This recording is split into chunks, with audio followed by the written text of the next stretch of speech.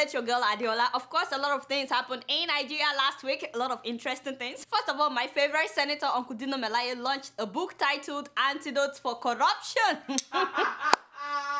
Why are you laughing? Have you written any book in your life? That is very disrespectful. Mind yourself. As I was saying, among the guests of honor were the Senate President, that is Bukola Saraki. Oh, Collect the waters, your beg mouth. They will come for you. You know, I keep telling you. Also in attendance was the former First Lady of Nigeria, that is Patience Jonathan. Mama Patience, you understand? 5.8 million. Yes, 5.8 million, but you don't have to say it out. Forget about the fact that many of these guests have faced multiple corruption charges. As a matter of fact, some of them have pending corruption charges. As did I send you? Take it down. Your wala is becoming too much. By the way, Oga Dino himself, the author of the book, is here to explain to us how he got money to buy 28 exotic cars, all of them parked in his residence, you know, in Maitama. When reporters asked him how he got the money, he said he likes his privacy, so he refused to tell us exactly how much, because we know his salary cannot afford all these expensive cars that he's buying. One Lamborghini is about $400,000, by the way. Father! So despite all that, Oga Dino has some important things to tell us about the real corrupt people in Nigeria. That is the tomato sellers. The tomato seller on Governor Road who pan-beat our container to reduce quantity is a corrupt person. Uncle I beg, tell Nigerians. Are you taking notes? Who are the real thieves in Nigeria? Tomato sellers. Tomato sellers, Yodafo. This is how people pass jam. You've already passed jam. Trust me, you've passed jam. Tomato sellers are the real thieves in Nigeria. In fact, the man is not done. He's about to move on to fuel attendant. The fuel attendant who refused to rub off his initial sales and continue with the next customer is a corrupt person. Thank you, Uncle Dino. Whoever said this man doesn't have 7 degrees is an enemy of progress. Where have you been, Jade, all my life since we've been trying to fight corruption? I didn't know you have skills like this. So if anyone out there is interested in knowing how tomato sellers and fuel attendants have destroyed Nigeria, please get a copy of Uncle Dino's book. How much are they selling the book by the way? Hey, Father! 50,000 naira! 50,000 naira for hardcover. Haba! We are Uncle, Okunboda, over the Yotone, 50,000 naira. How much is a minimum wage? Not be 18,000 naira for minimum wage. You see corruption right there. Corruption in the process of selling a book about corruption. Don't beg me. I say don't beg me. How do you want tomato sellers and the fuel attendants, you know, the people that are corrupt? How do you want them to buy your book so that they can stop being corrupt? This man and everybody that went to his book launch, they must have swallowed a lot of antidotes for shame. Speaking of which, when Uncle Dino decided to announce on Twitter that he wants to launch his book, Nigerians refused to overlook the typo in his tweet. What is this? I don't know. He's trying to say book launch. So a lot of Nigerians were like, a lot of them were like, I don't need a copy of the book that may be filled with typos. I don't know why Nigerians are like that. I cannot believe that Nigerians will insult a man with 7 degrees. 7 degrees, so what an insult. And speaking of insults, our international airport in Lagos was flooded last week. As in international airport, passengers were asking for a keno. Bring keno. Let the man park like this. No, let the car park this way. It's not okay. It's not okay. We can't jump. Oluwa.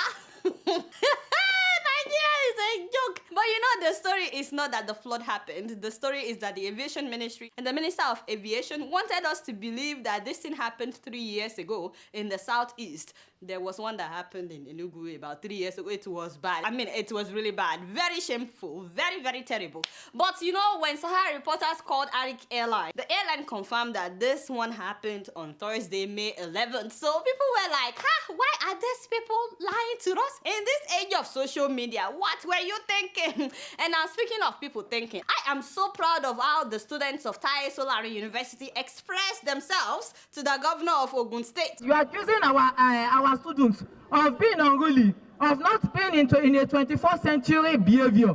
But if you want to see 21st century students, you have to give our universities a 21st century funding. Tell the governor, I beg. Back then, Adeola sponsored free education in which you attended with cocoa money. Before we entered into this recession, Nigeria generated billions of dollars from oil. No single lecture theater has been built in Taswood by your administrations. You have money. We need to spray this guy. Of course, you don't have money. Change should begin from the seat of power. At this period in time, you have to what you are margin of Mr. Governor. Is the governor trying to interrupt this guy? Because he said that the change must begin with the governor. Hey, what's he do? I'm rounding up. I'm rounding up. Mr. Governor,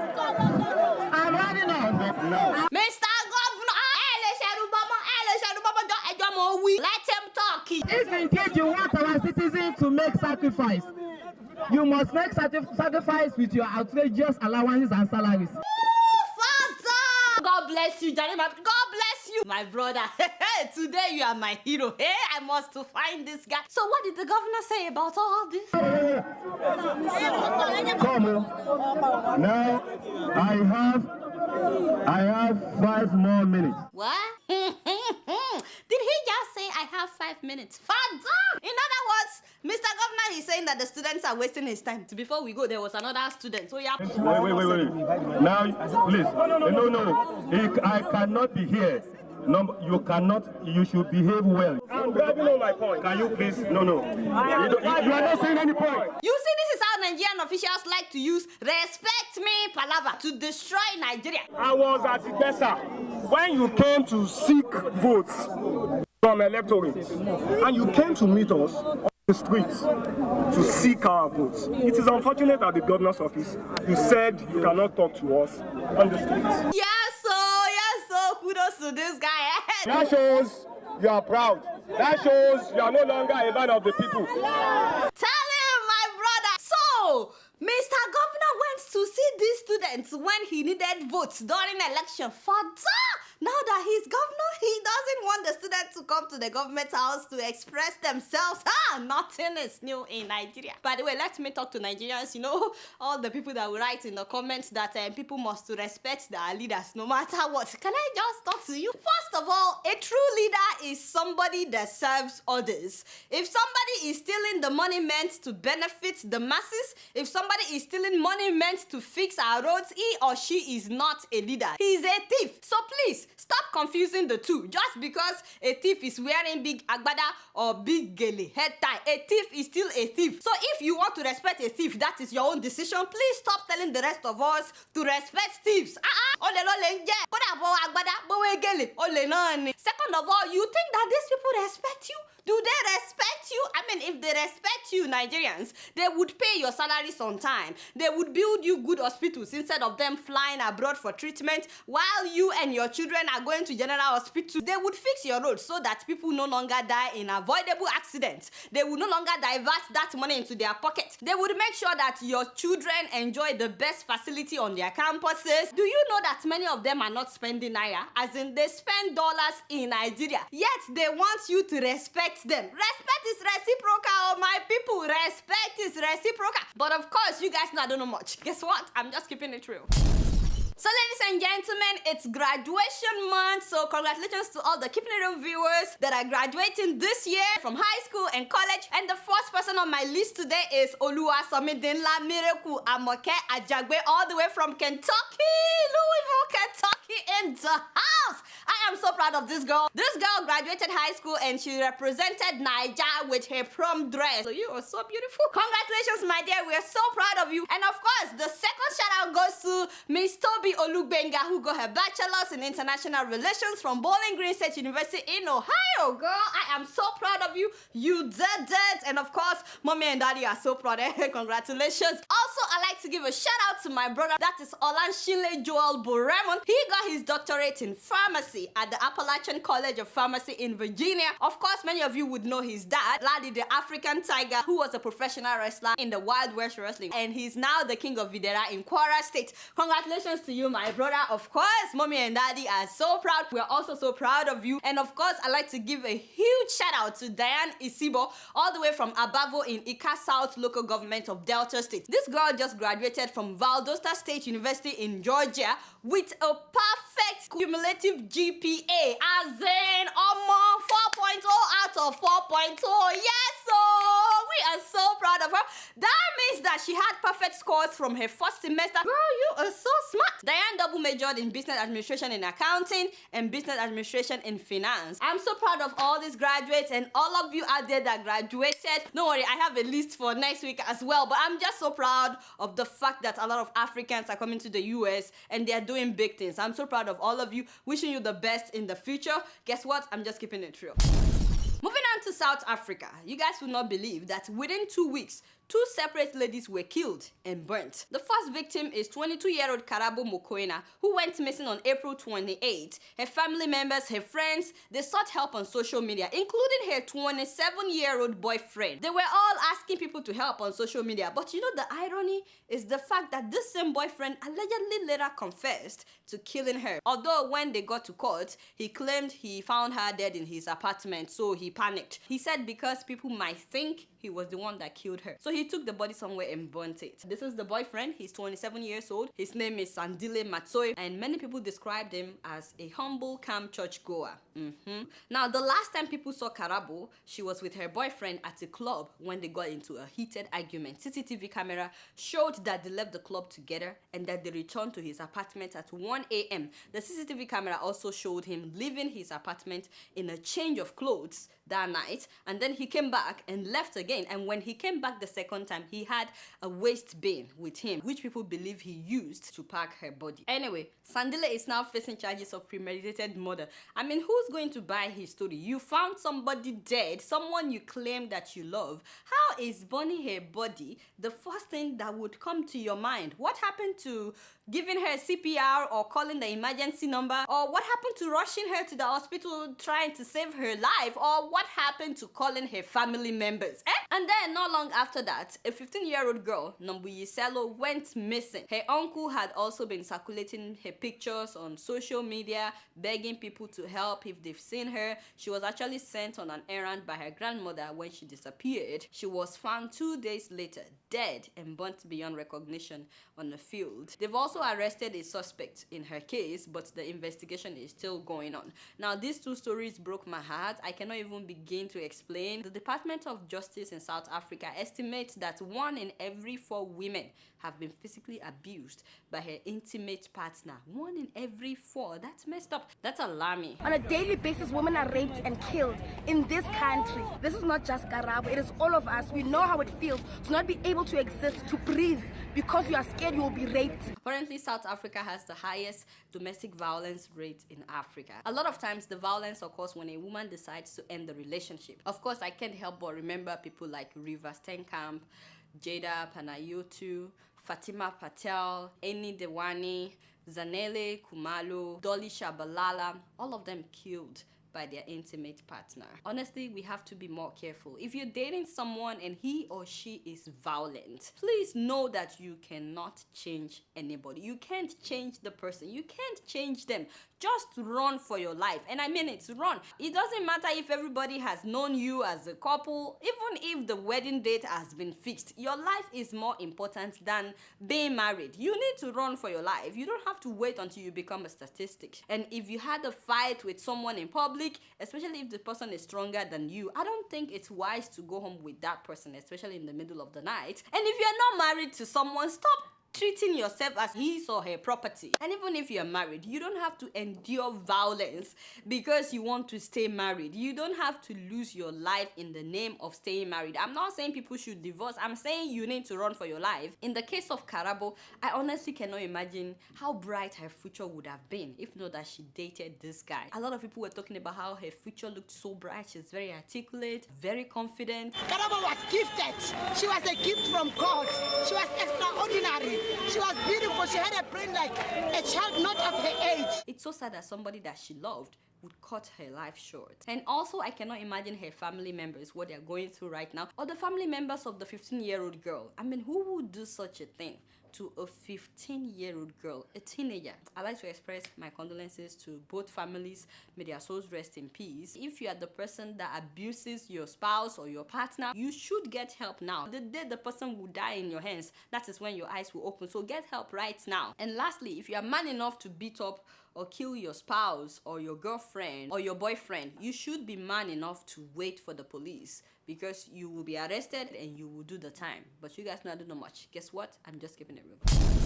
So I like to leave you guys with an inspirational story of a young lady who lost her mom in an accident in Nigeria at the age of 16. Ladies and gentlemen, please meet Evelyn Akato. Today she's 21. Evelyn is 6'3", she's from Lagos, Nigeria, and she had the dream of playing basketball in America. Thanks to her mom was the one that encouraged her. She told her, with this your height or more, there are so many teams that will be looking for somebody like you in America. And so she was practicing a lot in Nigeria, trying to get to America. And then the accident happened. She lost her mom, and she said that it was as if she lost a part of her that day. Her mom was her inspiration. She was her best friend. She was her confidant. She was her everything. And so it's like her dream died when her mom died. In fact, she stopped playing altogether. She stopped practicing, and she stopped applying to come to the US. As a matter of fact, at that time, she missed so many deadlines to apply to come to America because she didn't want to play anymore. It took the intervention of her coach and her pastor. They tried several times. Finally, they were able to talk her to playing again. This time, they told her, play for your mom. So she got up with her broken heart. She went back to playing, and she applied to a junior college team in Florida and was accepted with a new mindset of playing in honor of her mom. And I'm telling you that this girl did not only shine on her team, but she outshined her teammates, and she was playing with a broken heart. Not only that, she only spoke broken English when she came. Now she's speaking English fluently, and then she went on to play for the University of Kentucky, where she outshined all her teammates. In fact, in one season, Evelyn drew 34 charges, which was 15 charges more than her teammates combined. She was playing and studying nursing at the same time. Now that's ridiculous, because most players will study something very easy, but not this girl. They tried to talk her out of it. She refused. She said she wanted to study nursing, and she did with a 3.5 GPA. And you know what she did with her cost of attendance checks? Whenever she gets the check, she would send it home to help her dad, who is presently unemployed, and also her 5 siblings. And when I was reading her story, her coaches kept talking about how she's so respectful, she's so matured, that whenever they make corrections, others may talk back, but she would not talk back. They talked about how she's so grateful that she would never complain. In fact, when her teammates are complaining, she would say, we have nothing to complain about. And then she will tell them about her experience playing in Nigeria on concrete floor. So she will always tell them, you guys, we have nothing to complain about. So she was so grateful. And today I'm so happy to tell you guys that Evelyn has been drafted into the WNBA, the Women's National Basketball Association. Third pick in the 2017 WNBA draft, the Dallas Wings select Evelyn Akator from the University of Kentucky. I'm so happy now I can say that I know somebody in the WNBA. Can you imagine? So she's now a forward center for the Dallas Wings. Now that's a story of moving from tragedy to stardom. We're so proud of her, and I hope that you will let this girl inspire you today. Please do not give up. Do not give up. Some of you today, maybe you've forgotten about your dreams because of a tragedy that happened, or you failed too many times and you just decided to give up, or maybe you are about to give up. Can I just say that if Evelyn didn't go back to pick up that ball after her mom died, she would not be where she is today, okay? Let her inspire you. Even with your broken heart, try one more time. In fact, try 10 more times if that's what it would take. I don't care what the dream is. If she could do it, so can you. And who knows, maybe someday I'll get to share your story as well on this show, but you have to get back up and try again. Also, if you're a parent and you're watching this and you know that your child is really good in sports, please make sure that you help them to look for opportunities, not just in your country, but outside your country as well. You just never know. I'm not saying that people should leave home. I'm just saying if she could do it, anybody can do it. You guys know I don't know much. Guess what? I'm just keeping it real. Growing up in Kenya, my sister and I were very close. But like any sisters, we fought a lot. She always got new clothes, and I always got hand-me-downs. Now she's putting her children through school in Kenya. We still fight sometimes, especially when I send money for the kids. I tell her, buy some clothes for the younger one, and we both laugh. With nearly 500,000 locations, our app and online, this is moving money for better. Alright, y'all, it's been real, and I'm keeping it real right up in here. Don't forget to follow me on Facebook, Twitter, and Instagram. Until next week, I'm gonna see y'all later. Peace out.